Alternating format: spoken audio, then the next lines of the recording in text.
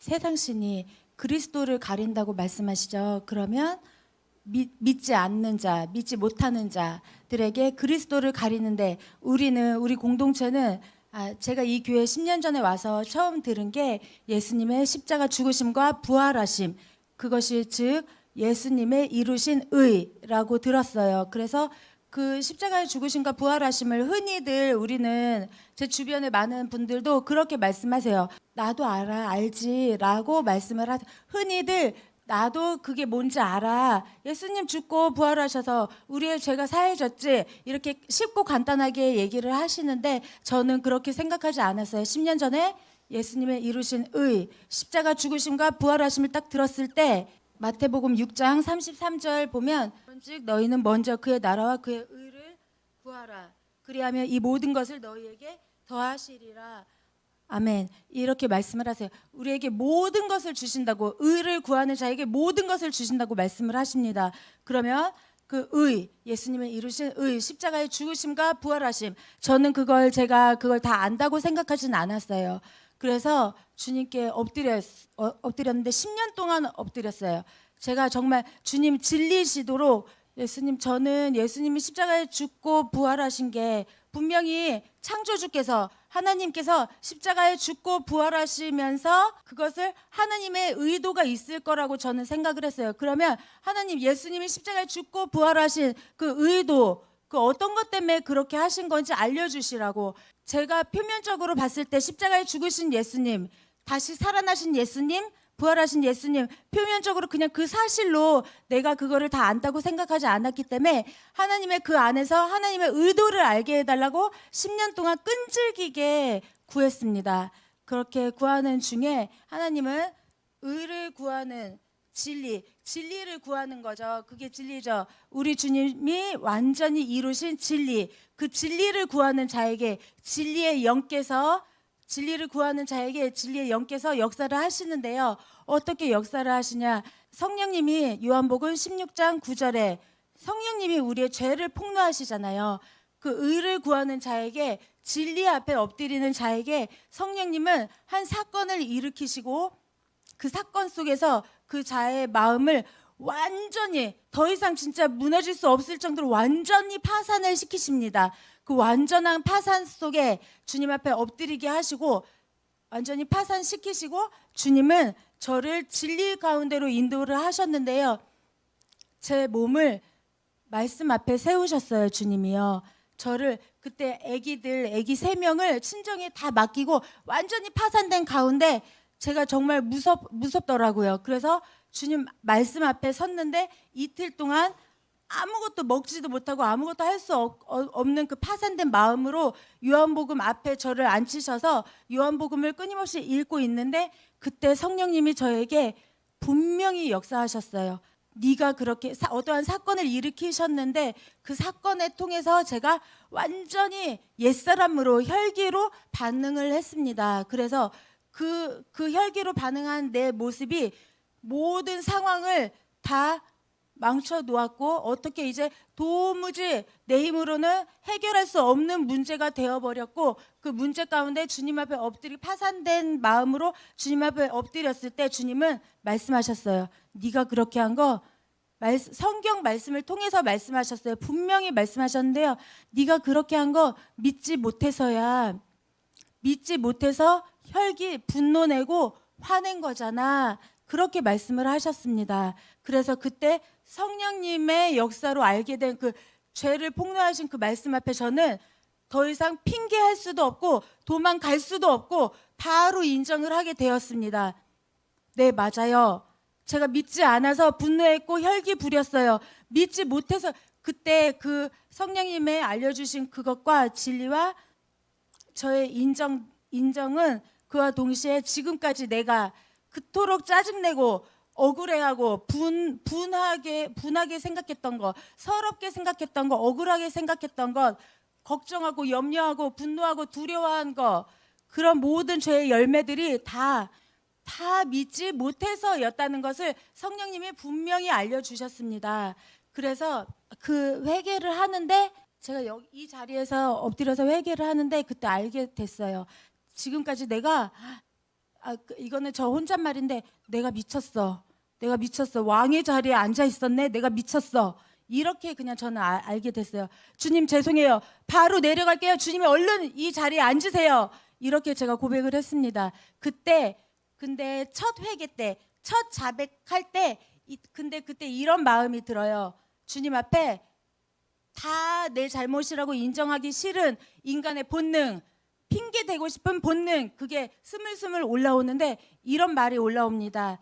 그래도 저 사람이 이렇게 했잖아요. 그래도 환경이 이랬잖아요. 이렇게 끊임없이 올라오는 핑계, 그래도라는 단서가 붙습니다. 그때 그 그래도라는 말을 완전히 무너뜨리는 그게 뭐냐면요. 그때 내가 이 죄를 다 인정하면 안 될 것 같은, 큰 벌을 받을 것만 같은, 저주를 받을 것만 같은 두려움이 일어나는데요. 그때 그 순간에 제가 붙잡은 게 있었어요. 피요. 예수님의 피. 예수님의 피는 우리의 그 어떤 죄도 다 덮어주시는 그 사랑의 피, 능력의 피, 그 생명의 피. 제가 그 피를 그때 붙잡았습니다.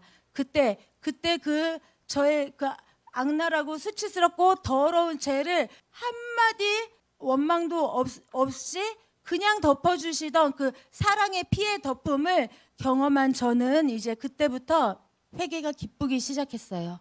그래서 그 다음부터 이제 설거지를 하다가 청소를 하다가 빨래를 개다가 하다가도 성령님께서 죄가 딱 알아지게 하는 순간이 있잖아요. 우리가 살다가 보면 그때 이제 주저하지 않고 숨지 않고 도망가지 않고 핑계대지 않았어요. 그때부터는 기쁘게 바로 그 자리에서 설거지하다가 바로 무릎 꿇고 엎드려서 납작 엎드려서 잘못했어요 주님. 제가 잘못했어요. 제가 믿지 못해서 잘못한 거예요. 잘못했어요.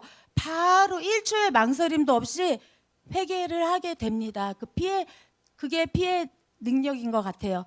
우리를 끊임없이 핑계대고 싶은 우리 인간의 악랄한 본능, 그 끊임없이 핑계대고 원망하고 싶은 그 본능을 1초의 망설임도 없이 잠재우는 능력은 피의 덮음, 그 완전한 죄사함의 피의 사랑의 피, 그 피의 능력입니다. 그래서 교회를 다니다 보면 흔히 그런 말씀을 듣잖아요. 죄에서 자유케 된다는, 죄에서 해방된다는 그런 말씀을 들었는데 저는 저의 죄를 알기 때문에, 이 지긋지긋한 죄를 알기 때문에 도무지 제가 알고 있는 저의 죄는요, 아무리 결단을 하고 아무리 결심을 해도, 그리고 그때 복음을 몰랐을 때는 세상에 1000여 권에 달하는 책을 제가 봤어요. 그리고 기독 서적도 봤고요. 그 1000여 권에 달하는 그 많은 책을 읽어도 그 죄는 해결되지 않았습니다. 도무지 제 힘으로는 끊을 수가 없었어요. 아무리 훌륭한 인품을 갖게 되는 자기 개발서를 읽어도 이거는 도무지 제 힘으로 결심으로 할 수가 없는 거였어요. 그래서 그때 제가 그 죄에 넘어지고 엎어지고 죄 때문에 고통받았던 그 날들 동안 이제 알아진 게 있어요. 내려진 결론은요. 이거는 저주다 라고밖에 생각이 안 들더라고요. 진짜 그 죄의 저주, 그 저주의 고리에서 도무지 헤어나올 수가 없었는데 저 이제 알게 됐어요. 그 죄에서 자유케 되는 거는요. 죄는요. 요한복음 16장 9절에 말씀하시죠. 믿지 않는 것이라고. 예수님을 믿지 않는 것이라고. 그런데 그러면 그 반대로 예수님을 믿으면 죄를 이길 수가 있는 거죠. 근데 어떻게 믿는가? 예수님을 창조주, 예수님을 나의 주인, 예수님을 그리스도로 믿는 것, 그 믿음, 하나님의 아들 그리스도로 믿는 믿음, 예수님의 십자가 죽으심과 부활하심을 통하여 주님은 정말 저의 그리스도시군요 라고 고백할 수 있게 되었습니다. 그래서 그 믿음, 그 사실로 변하지 않는 믿음, 그 사실이 내 안에 단단한 믿음으로 자리를 잡고 내 안에 단단한 믿음의 반석이 되었습니다. 그래서 그 그리스도, 나에게 일어나는 모든 문제, 가난과 궁핍과 관계의 어려움, 그리고 질병의 어려움, 죽음의 문제까지 이르는 모든 문제 앞에서 그 그리스도를 붙잡았을 때, 그 그리스도 예수님을 붙잡는 믿음, 그 믿음으로 반응을 한다면 그 문제 앞에서 우리가 옛사람으로 반응했을 때 혈기, 분노, 짜증, 원망, 그리고 도망가는 것, 그 모든 죄의 열매를 믿음으로 끊을 수가 있습니다. 믿음으로 죄를 거절할 수 있게 됩니다. 그래서 제가 그리고 그렇게 회개를 하게 되었고요. 그리고 교회를 통해서 성령님은 우리에게 그리스도를 발견하게 하십니다. 제가 3년 전인데 2023년 8월 2일이에요. 그때 사자교에서 강원도에 갔었죠. 그날 새벽 아침이었는데 제가 그날을 잊을 수가 없어요. 그날 새벽에 목사님께서 족보를 통해 계시된 그리스도의 말씀을 해주셨는데요. 저는 그 말씀에서 충격을 받았어요. 그래서 제 인생의 큰 전환점이라고 할 수 있는 사건이 첫 번째 그 회개의 사건과 두 번째가 제 인생에서 진짜 그리스도를 발견했을 때예요. 그래서 제가 발견한 그리스도는 성경에 하나님이 우리에게 내가 너네를 이렇게 구원할 거야 라고 말씀을 통해서 그리스도를 발견하게 됩니다. 그 사건은 진짜 제가 그날을 잊을 수가 없는 날이었고요. 그런 사건이었습니다. 그렇게 성경에서 말씀에서 그리스도를 발견한 저는 이제 삶을 통해서 제 삶 가운데 모든 문제에서 하나하나 진짜 나의 모든 문제를 해결해 주시는 그리스도를 또 한 번 만나고 경험하게 됩니다. 그분은 그래서 한마디로 이제 교회를 통해서 제가 알게 된 거는 너무나도 진짜 이 말씀은 복음인 것 같아요. 진짜 기쁜 소식인 것 같아요. 우리가 인생에 하루아침에 무슨 일을 당할지 모르는 인생, 하루아침에 쓰러지고 사고가 나서 무슨 일이, 그리고 오늘 웃고 떠들면서 사랑의 고백을 하는 그 사랑의 관계조차도 하루아침에 어떤 관계로 될지 모르는 그 모든 문제에서 완전한 지혜자이신, 지혜의 왕이신 그분이 우리 모든 가난과 궁핍에서 모든 걸 가지신 풍성함의 그분이 우리에게 완전한 해결자가 되어주셨다는 거, 우리 인생 모든 문제, 죽음에 이르는 모든 문제의 해결자가 되어주신 예수님을 만나게 됐습니다. 예수님이 십자가에 죽고 부활하심을 통하여 저 예수가 우리 인생의 모든 문제를 해결해 주시는 그리스도구나, 그 그리스도를 발견하게 됩니다.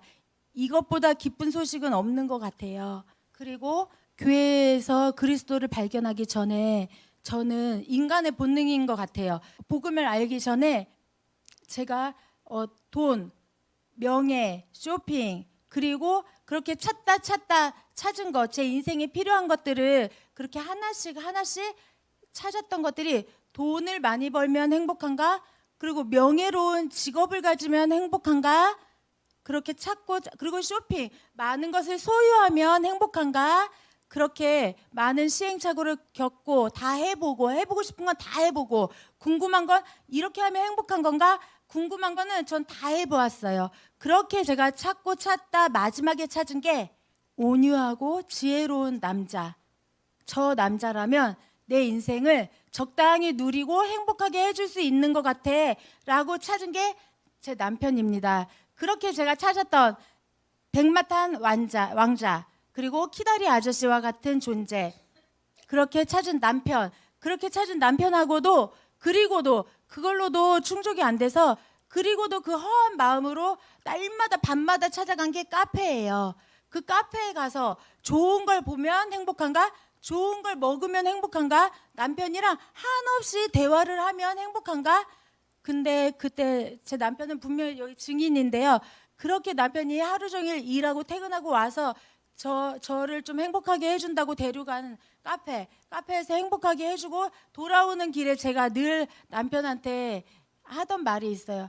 여보, 무슨 말이라도 좀 해줘봐. 그러니까 그 말은 나를 좀 행복하게 즐겁게 해달라는 말이었어요. 무슨 말이라도 좀 해봐. 아무리 그렇게 좋은 걸 보고 먹어도, 남편이랑 그렇게 한없이 대화를 해도 제 마음은 구멍이 난 것처럼 허전하고 뭔가가 더 필요했고 무언가가 더 채워져야 될 것 같은 그런 마음이었습니다. 그러는 중에 교회를 통해서 저는 발견했어요. 십자가에 죽고 부활하신 저 예수가 진짜 내 인생의 완벽한 구원자라는 걸 발견했습니다. 그리고 이제 지금 일자교에서 성경 읽기를 하고 있는데요. 민수기 신명기쯤에 어딘가에 이런 말씀이 나와요. 거기에서 하나님께서 성분이 다른 실로 천을 섞어서 천을 만들지 말고, 종자가 다른 씨를 뿌리지 말고, 또 남자가 남자 옷을 입는 것을 하지 말아라. 그거 하나님이 싫어하신다라는 말씀이 나옵니다. 그랬을 때 이제 제가 그게 어떤 의미인지 진짜 제가 나 여잔데 내가 남자 옷을 입으면 안 되는 건가 해서 어떤 의미인지 여쭤봤어요. 여쭤봤는데 알게 된 거는 이제 하나님이 창조주께서 피조물에게 부여하신 그 정체성, 남자의 정체성, 여자의 정체성, 그 씨들의 정체성, 창조주께 부여받은 그 정체성 그대로 사는 것. 우리는 그리스도가 필요한 피조물의 정체성을 갖고 있죠.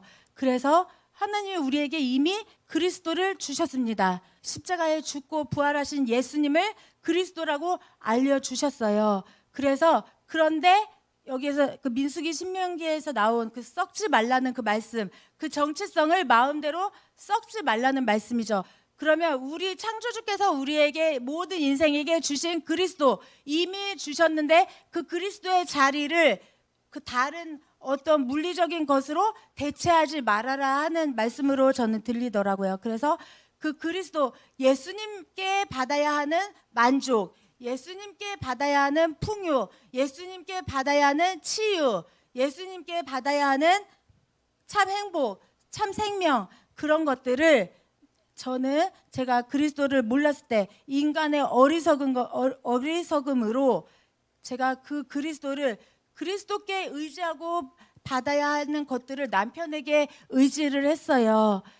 그러니 그 신에게서 받아야 할 것들을 남편에게 요구했으니 그 결혼 생활이 순탄할 리가 없었겠죠. 그래서 저는 이제 복음을 통해 내 인생의 모든 문제의 해결자 그리스도를 저는 진짜 발견했습니다. 이거보다 기쁜 소식은 없는 거죠. 그래서 이제는 하루하루 그리스도와 함께 살고 있는 우리는 주님이 한 걸음 가시면 나도 따라 한 걸음 가고, 주님이 멈추시면 나도 멈추고 주님의 말씀을 듣고, 이제는 그렇게 합니다. 그렇게 주님과 한 걸음 한 걸음 맞추어서 나가는 이 걸음, 이 삶이 정말 행복합니다. 주님은 우리에게 참 소망도 주셨어요. 예수님의 의로 참 소망을 주셨는데 결국에 우리에게 영화로운 부활체를 이루어 주실 것을 소망할 수 있도록 참 소망을 주셨지만 저는 당장 내일부터가 더 기대가 되고 소망이 됩니다. 아침에 일어나면 오늘은 주님이 어떤 말씀을 주실까? 뭐라고 말씀하실까? 또 어떤 사람을 만나게 하실까? 어떤 일을 행하실까? 이런 것들이 주님이 행하실 일들이 하실 말씀들이 너무나도 기대가 됩니다. 그리고 그렇게 한 걸음 한 걸음 주님과 같이 걸어 나가는 이 인생이 너무나도 행복하고 감사하고 안전합니다. 그 완벽한 우리 구주 예수님은 우리의 인생을 내어드려도 아깝지 않은 최고의 가치이십니다. 예수님이 십자가로 죄의 저주를 끊으신 건 사실이며 실제입니다. 그 실제를 누리시길 축복합니다. 2000년 전 예수님이 이루신 사실이 현재 우리로 죄를 거절하게 하시며 완전한 승리를 하게 하셨습니다. 이 놀라운 복음을 가슴 터지게 외치고 싶고 나누고 싶습니다.